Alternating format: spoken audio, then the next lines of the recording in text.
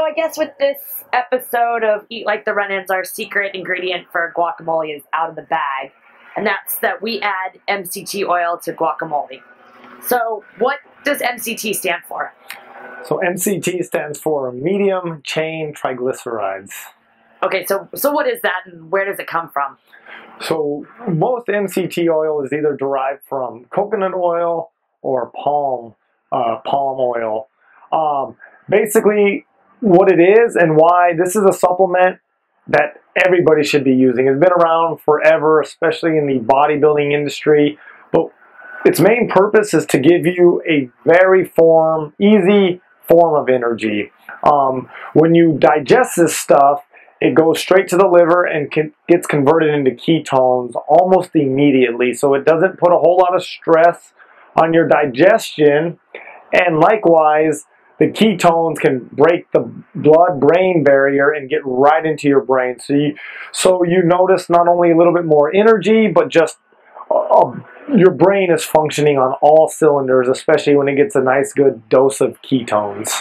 So you said MCT, T meaning triglycerides.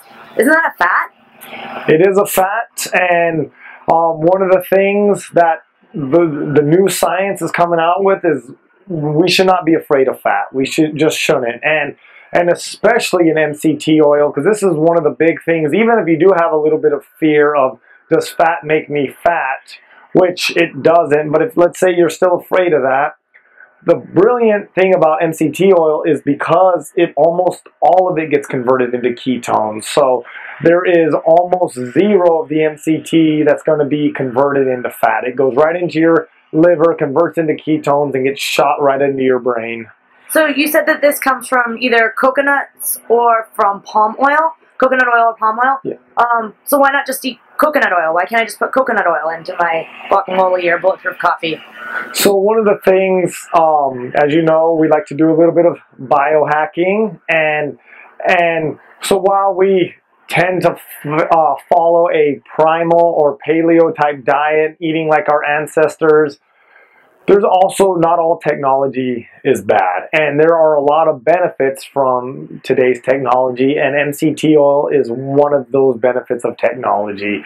And basically what they do is they take coconut oil and they spin it in a centrifuge, which separates all the layers of fat, and then they take the highest level. So it's a concentrated version of coconut oil. And what I like to tell people, if you remember when resveratrol was the big craze, and people would be like, oh, I'm drinking my glass of wine, I'm getting resveratrol. Well, they basically said you had to drink 40 bottles of wine to get the equivalent of what this resveratrol pill would give you. So while 40 bottles of wine might make for a fun Friday night, probably not recommended for a healthy lifestyle. So the same thing is true for coconut oil.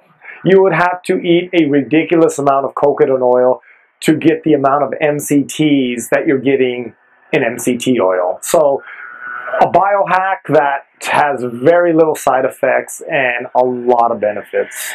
So as we've been talking about, it comes from coconut oil, but what does it taste like? What does MCT oil taste like? It has zero flavor, but one of the reasons we add it to our guacamole, or we've even added it to our salads every now and then, is it does have this ability to enhance certain flavors, but it is flavorless.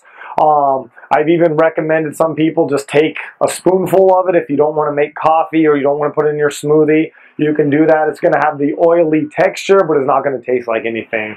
So I know that when people ask you about MCT oil, you also give them a little bit of a disclaimer about proximity to a bathroom. Can you talk about that a little bit with MCT oil? Yeah, and this kind of goes with any fat, especially if you're coming off of a low-fat diet.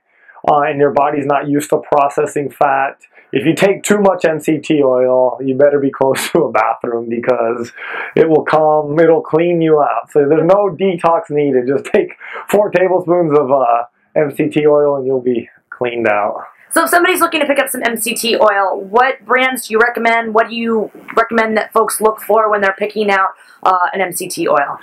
Well, I mean, there's a lot of good brands, and I'm not going to say the brand that we sell is necessarily the best. But one of the unique things is the brain octane. So this is your standard MCT oil, and there's a couple other companies that make some decent MCT oils. But this is the Brain Octane is the unique one. It takes the highest level of, there's 4 different fats that are considered MCT, and this one has all 4, and this one has the top layer. So this is the highest concentration of MCTs. And that's the Brain Octane by Bulletproof? That is the Brain Octane. So while there's a lot of MCT oils and it's been around for a while, the Brain Octane is by far the highest level of MCT that you can buy. Okay. Well, great. If you guys have any questions about MCT oil or guacamole or avocados or anything in general, head over to www.teamrenon.com/questions. Go ahead, fill out your question, and we'd be happy to answer it for you. Thank you, guys.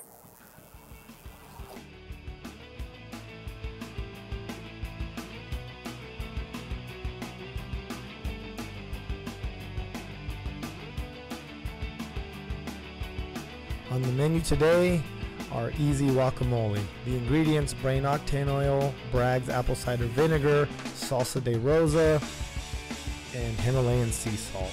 So of course, always remove the pit from the avocado and then scoop the remaining avocado into a bowl. Next, you're going to add about 1 tablespoon or so of Brain Octane oil and about a tablespoon of apple cider vinegar, and then as much salt as you can to taste, and then get a fork and smash it up really nice. Next, you'll add a couple spoonfuls of the salsa de rosa, and as you'll see here later, well, actually you mix it all up, but then one of the things, this guacamole is good on steak and a bunch of different things, but if you're going to eat it plain, Jackson's Honest potato chips, okay? This is, if you're going to eat chips, this is what you want to eat, because these potato chips are cooked in coconut oil. And this is huge because while chips are not necessarily recommended on the diet, what makes chips really bad is the vegetable oil. So when you get a product like Jackson's that's cooked in coconut oil, other than the added carbs, there's really nothing bad about these chips. So please eat responsibly and know that your carbs will add up, but you know you can eat these and not take on a lot of the oxidative damage that you would get from chips cooked in vegetable oil. Hope you enjoy. Thanks.